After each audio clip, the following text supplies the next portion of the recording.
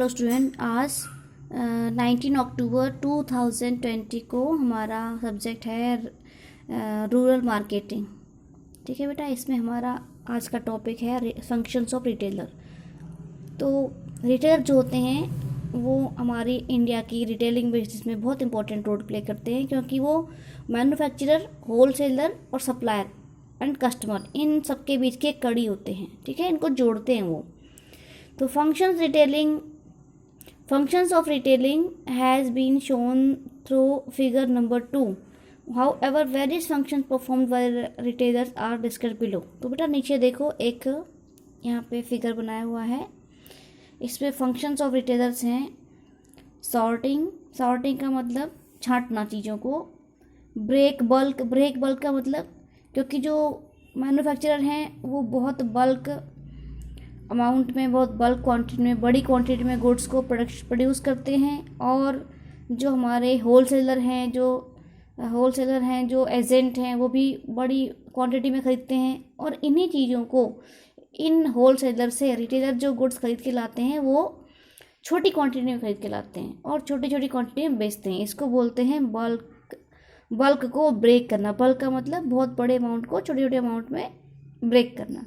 फिर है holding stock, और छोटे छोटे स्टॉक को अपने पास संभाल के रखते हैं ये, और उस स्टॉक में से कस्टमर को सेल करते हैं। चैनल ऑफ कम्युनिकेशन, और जो रिटेलर होता है वो इस कम्युनिकेशन कड़ी का, इस चेन का एक बहुत इंपॉर्टेंट चैनल होता है। ट्रांसपोर्टेशन एंड एडवर्टाइजिंग फंक्शन, और मैन्युफैक्चरर से लेकर या होलसेलर से लेकर गुड्स को ये कस्टमर के पास लेकर आता है, इसलिए ट्रांसपोर्ट का काम भी करता है एंड एडवर्टाइजमेंट का भी फंक्शन करता है, क्योंकि जो कस्टमर होते हैं वो रिटेलर के डायरेक्ट कॉन्टैक्ट में होते हैं, इसलिए यहाँ पे आके जो कंपनी है उसकी एडवर्टाइजिंग भी हो जाती है। ठीक है, तो हम पढ़ते हैं सॉर्टिंग। कैसे सॉर्टिंग करता है वो? तो देखो, manufacturing make one or a variety of products and thus like to sell their inventory to a few buyers in an attempt to reduce cost। ठीक है, क्योंकि मैन्युफैक्चरिंग क्या होती है, मैन्युफैक्चरिंग में एक या बहुत सारी गुड्स को बनाया जाता है और उसके बाद उनको सेल किया जाता है। सेल करके जो हमारी इन्वेंट्री है, ठीक है, वो बहुत सारे बायर तक पहुंचानी होती है। और लेकिन कंपनी उन कस्टमर्स के, उन बायर्स के डायरेक्ट कॉन्टैक्ट में नहीं होती है, इसलिए जो रिटेलिंग है वो एक कोशिश करती है। मतलब एक ही अटैम्प्ट में वो जो है बायर्स तक पहुंचा देती है, और इससे cost of production, cost of transportation cost जो हमारी कम हो जाती है। Final consumer in contrast like a variety of goods and services to choose from and usually buy them in smaller quantity। और जो हमारे बायर्स होते हैं, जो फाइनल कस्टमर होते हैं, वो उन रिटेलर के पास जाते हैं और डिफरेंट वैरायटी को चूज करके स्मॉल क्वांटिटी में खरीद कर लेके आते हैं। Retailers are able to balance demand from both side. तो रिटेलर्स जो होते हैं वो क्या करते हैं, वो दोनों साइड की डिमांड, ठीक है, को जो है बैलेंस कर देते हैं। कैसे? By collecting an assortment of goods from different sources, buying them in sufficiently large quantities and selling them to consumer in small units. ठीक है, तो दोनों साइड की डिमांड कैसे? जो रिटेलर होता है वो सब होलसेलर के पास, क्योंकि होलसेलर की डिमांड क्या होती है, वो चाहता है कि लार्ज क्वांटिटी में मैं सेल करूँ। ठीक है, लेकिन लार्ज क्वांटिटी में हमारे जो कस्टमर हैं, हमारे जो कंज्यूमर है, वो तो खरीद नहीं पाते, वो तो स्मॉल क्वांटिटी खरीदेंगे। तो यहाँ पे रिटेलर एक ऐसा माध्यम होता है, ठीक है, दोनों के बीच का एक ब्रिज का काम करता है, जो कि होलसेलर से या कंपनी से या मैन्युफैक्चरर से डायरेक्टली लार्ज क्वांटिटी खरीदता है, और रिटेलर और हमारे जो फाइनल कंज्यूमर्स हैं उनको स्मॉल क्वांटिटी में सेल करता है। इसलिए वो दोनों टाइप के डिमांड को कंप्लीट कर देता है। फिर है ब्रेकिंग बल्क। ठीक है, ब्रेकिंग बल्क का मतलब इन दिस फंक्शन, तो इस फंक्शन में तो retailer break large consignment of products received from the manufacturers into small quantities to meet specific individual consumption. तो क्या कह रहा है कि जो बल्क ब्रेकिंग बल्क ये वाला जो फंक्शन है, इसमें जो रिटेलर होता है, ठीक है, वो क्या करता है कि जो लार्ज कंसाइनमेंट होती है प्रोडक्ट्स की, उसको रिटेलर उसको मैन्युफैक्चरर से खरीद के लेके आता है और उसको छोटे छोटे अमाउंट्स में वो स्मॉलर क्वांटिटी में कस्टमर्स को, कंज्यूमर्स को सेल कर देता है उनके नीड के अकॉर्डिंग, ठीक है। Manufacturer prefers to supply in bulk to reduce their transportation cost.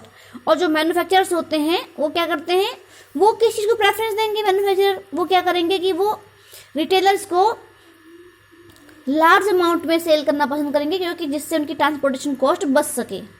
समझ गए। फिर है होल्डिंग स्टॉक, ठीक है। Manufacturers have to maintain their own godown out of which retailers hold seizable quantities.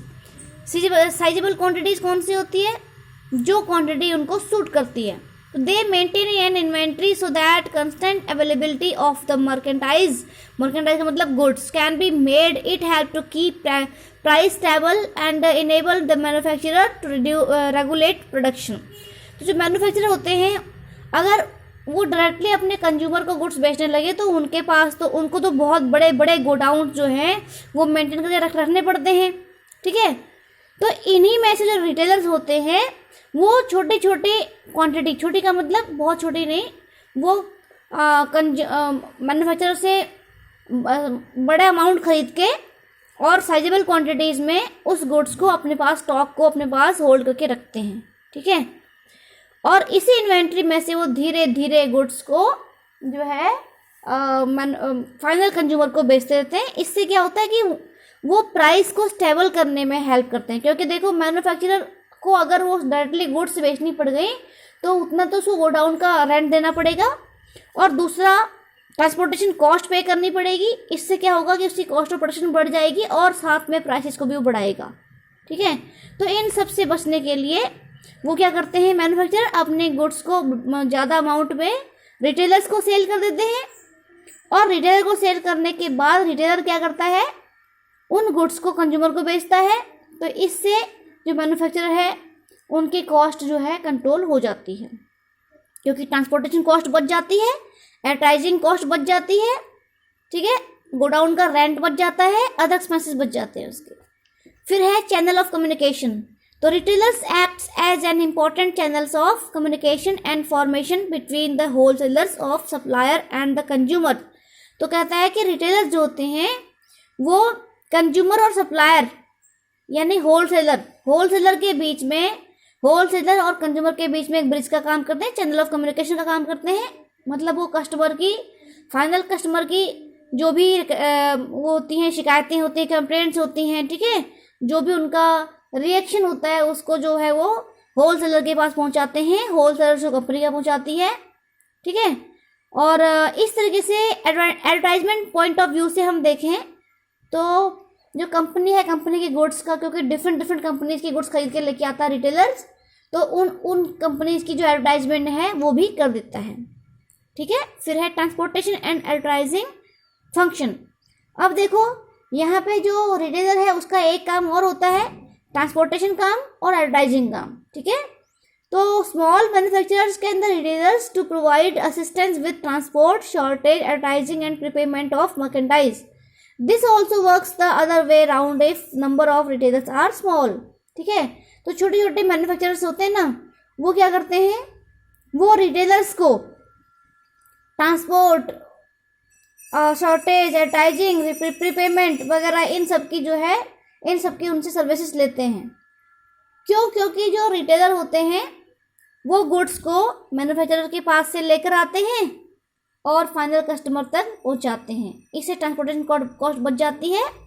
दूसरा, एडवर्टाइजमेंट कैसे करते हैं कि वो डिफरेंट कंपनीज के गुड्स को खरीद के लेके आते हैं और डिफरेंट कंपनीज के गुड्स के बारे में उसके फाइनल कंज्यूमर को पता लगता है और वो इस तरीके से कंपनी की एडवर्टाइजमेंट भी करता है। समझ गए भाई। फिर है हमारा अगला पॉइंट, एडिशनल सर्विसेज। और इन सारी सर्विसेज के अलावा वो कुछ और सर्विसेज भी देता है, जैसे कि retailers help in changing ownership of the merchandise by providing services that make it convenient to buy and use product. तो रिटेलर क्या करता है, ओनरशिप, गुड्स की ओनरशिप को चेंज करता है। कैसे?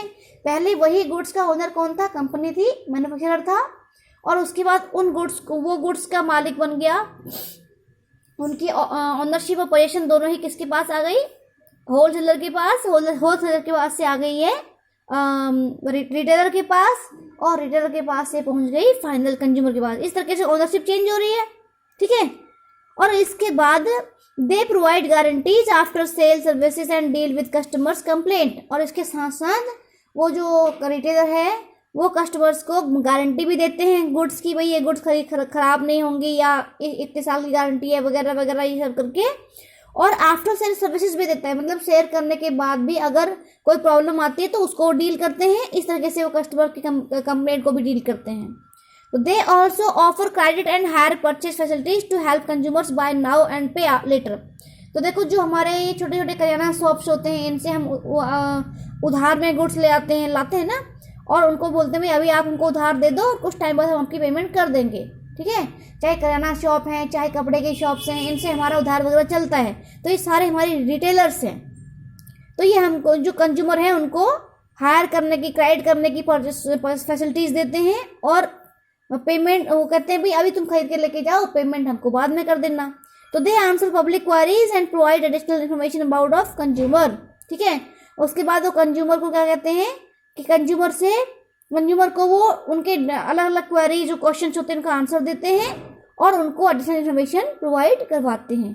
दस retailers perform the various functions and add value to the offerings they make to the public at their convenient locations, stock an appropriate mix of merchandise in suitable packages as per individual need of consumer। तो merchandise का मतलब यहाँ पे goods है बेटा। तो कह रहा है इस तरीके से जो हमारा रिटेलर्स है वो बहुत सारे फंक्शंस के होते हैं और डिफरेंट टाइप के फंक्शंस को करता है।